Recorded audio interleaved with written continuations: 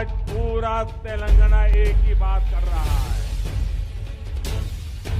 गांव हो, शहर हो, मैं जहां जहां गया हूं, तेलंगाना एक ही बात बोल रहा है।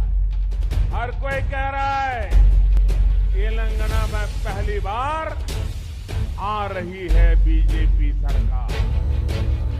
विधानसभा चुनाव 2023 के अंतर्गत चुनावी संग्राम अब तेलंगाना में पहुंच गया है। केंद्रीय नेतृत्व ने ऐसे में मोर्चा भी संभाल लिया है और पार्टियों के बीच वाक युद्ध शुरू हो गया है। एक तरफ जहां भारतीय प्रधानमंत्री चुनावी सभा के दौरान भाजपा के पक्ष में वोट करने और कांग्रेस को नकारा साबित करने में लगे हैं, तो दूसरी तरफ प्रियंका गांधी भी भरे मंच से भाजपा को वादा खिलाफी वाली पार्टी साबित करने में लगी हैं।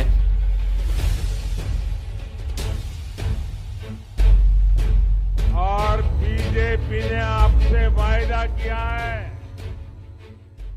बीजेपी सरकार में पहला सीएम बीसी समाज से ही होगा। आप सब तेलंगाना के लिए लड़े, क्या इसलिए लड़े कि आपकी सारी आशाएं, आपके सारे सपने तोड़े जाएं और आपका भविष्य अंधकार में हो। ऊपर से नीचे तक हर स्तर पर भ्रष्टाचार है। कोई भी प्रोजेक्ट पूरा नहीं हुआ, कालेश्वरम, मारारार, कोई भी प्रोजेक्ट पूरा नहीं हुआ, लेकिन उसमें से कमीशन बहुतों ने खाया। तेलंगाना का गरीब और भी गरीब होता चला गया और बीआरएस पार्टी अमीर होती चली गई। चाहे बीजेपी हो, चाहे बीआरएस हो, इनकी नीतियां सिर्फ सत्ता में रहने के लिए हैं, ताकि सत्ता में रहकर इनकी पार्टियां अमीर बने, इनके नेता अमीर बने।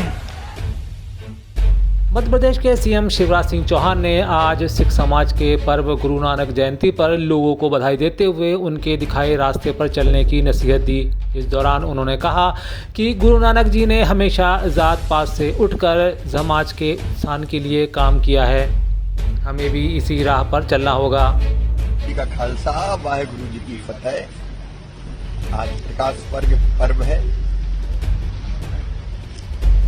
गुरु नानक देव जी की जयंती। उनके चरणों में बारंबार प्रणाम।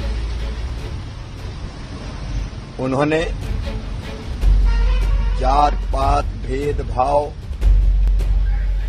सबसे ऊपर उठ के पूरी दुनिया को शाश्वत शांति के पथ का दिग्दर्शन कराया और उन्हीं के बताए हुए रास्ते पर चलकर हम दुनिया का कल्याण कर सकते हैं। आज गुरुद्वारे उमरिया में आके मत्था टेका और यही प्रार्थना की कि सब सुखी हो, सब निरोग हो, सबका मंगल हो, सबका कल्याण हो, हम अच्छे रास्ते पर चले।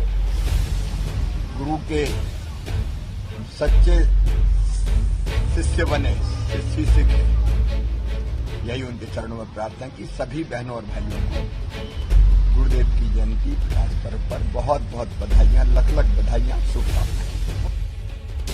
उधर कांग्रेस के नेता राहुल गांधी ने भी गुरु साहिब जाकर गुरु नानक जयंती पर मत्था टेका और लोगों को बधाई दी। तेलंगाना में भी मिनी व्यापम की शिकायत हमें वहां मिली थी।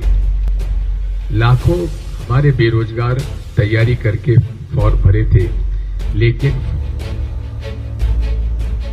जो हमारे एग्जामिनेशन पेपर्स में घपला हुआ, जिसकी वजह से एग्जामिनेशन कैंसिल हुए, उसमें सामान्य छोटे लोग तो गिरफ्तार हुए, जो लोग मास्टरमाइंड थे वो उन पर कोई कार्रवाई नहीं हुई है।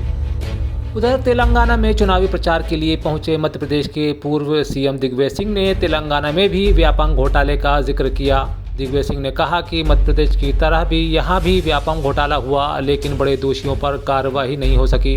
इस दौरान दिग्विजय सिंह ने सरकार बनने पर निष्पक्षता से रोजगार देने और दोषियों पर कार्रवाई करने की बात कही है। महाराष्ट्र सरकार के पूर्व पर्यटन व पर्यावरण मंत्री और शिवसेना नेता आदित्य ठाकरे सोमवार को कार्तिक पूर्णिमा के मौके पर मथुरा के बांके बिहारी मंदिर पहुंचे थे। अब इस पर राजनीति भी शुरू हो गई है। शिवसेना से जब राम मंदिर आंदोलन में योगदान के विषय में सवाल किया गया तब कहा कि उद्धव ठाकरे पहले मुख्यमंत्री थे जो कोर्ट का आदेश जारी होने के बाद वहां सबसे पहले पहुंचे थे।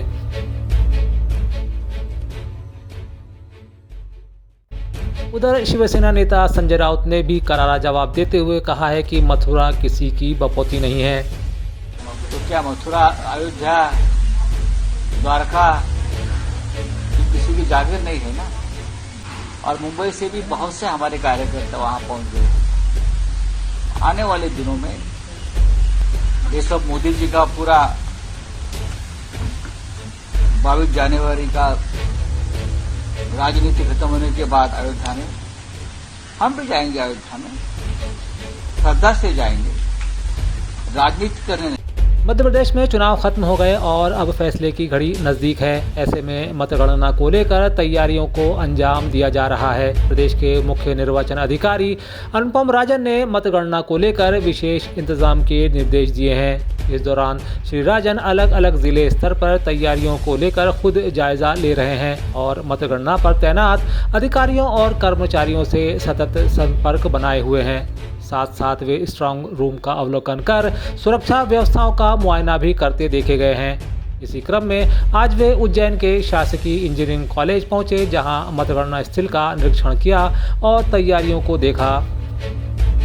तो संचालक कोष एवं लेखा इंदौर के दिए गए प्रतिवेदन पर मध्य प्रदेश के कठीवाड़ा में 20 करोड़ 47 लाख के घोटाले की खबर के बाद इसमें राजनीति की गर्माहट भी देखी जा रही है। बता दें कि शिक्षा विभाग के लेखापाल द्वारा किए गए फर्जी भुगतान के बाद इसमें कई अन्य कड़ियों को जोड़ा जा रहा है। साथ ही कहा जा रहा है कि इसमें कई अन्य विभागीय अधिकारियों की सांठगांठ हो सकती है।